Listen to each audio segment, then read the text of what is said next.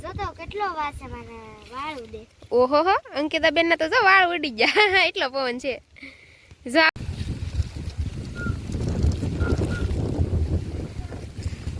લે ફેમિલી તો કેમ છો બધા મજામાં થશો તો જય મોગલમાં બધાને. તો આજે આપણે આવ્યા છીએ વાડીએ. જો અંકિતા બેન ને અમે બંને બેનો આવ્યા છીએ.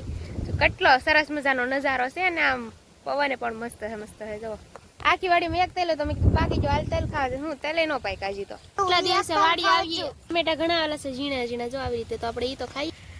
આ વાડીએ તો મહિનો દિવસ થઈ ગયો છે કદાચ હું નહીં આવી હોય. હું હમણાંથી વાડીએ નથી આવતી તો જો આજે એમ થયું કે આજે વિડીયો બનાવવા જાય તો જો સરસ મજાની કેટલી મસ્ત મસ્ત રીંગણી છે.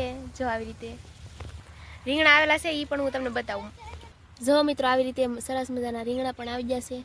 આપણે વાડી ઓછું આવવાનું હોય છે કારા કારા કાવી તો આમ મજા આવે. આમ વાડીમાં તો આમ તો કાંઈ હોય નહીં ખૂટી ગયું બધું કામ.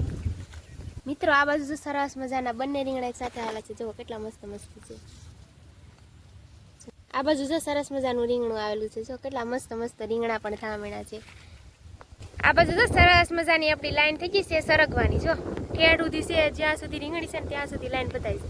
અને આ બાજુ છે આપણે પાછળના રીંગણા. જો રીંગણા હું સરગવો એને પણ ફૂલ આવવા માંડ્યા છે. જો દેખો જો મસ્ત મસ્ત. હવે થોડાક દિવસોમાં તેમાં પણ હિંગુ થવા મળે છે. કંઈક 4 મહિનામાં સરગવો આવી જાય ને એવા આપણે બી સોંપ્યા હતા. પણ જો હવે ફૂલ તો આવવા માંડ્યા થોડાક દિવસોમાં તે આવવા મળશે એવું લાગે છે. જો તો કેટલો વાસે મને વાળ ઉડે. ઓહો હો અંકિતા બેન ના તો જો વાળ ઉડી ગયા એટલો પવન છે. જો આ બાજુ છે રીંગણીની ઓળ, પછી વચ્ચે છે ડોડા, મકાઈ સુકાઈ ગઈ છે. અને આ બાજુ સરગવાની ઓલી શું કહેવાય ઓળ છે. જો આવી રીતે ઠેઠ સુધી છે જ્યાં સુધી રીંગણી દેખાય ત્યાં સુધી. આ બાજુ છે સરસ થઈ ગયો. હવે આપણે ટમેટા નાખી દીધા છે અંદર નાખી બધું બળવા મળ્યું.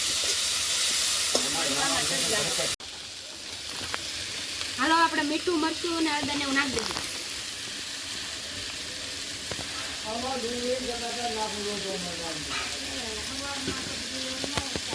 હવે આમાં મીઠું નાખી દેવું આપણે. હવે હળદર નાખી દેવું.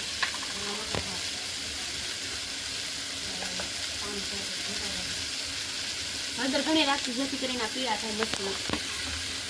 થોડું પાણી નાખી દઈશું જેથી કરીને નીચે દાસકો ન પડે ને ન પડે. થોડું પાણી રેડી રાખીશું.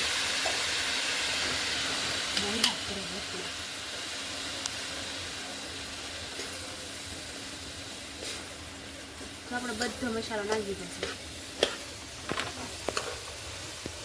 મસ્ત મસ્ત સ્મેલ પણ આવવા મળી છે. મસ્ત મસ્ત સેવડો તૈયાર થઈ ગયો.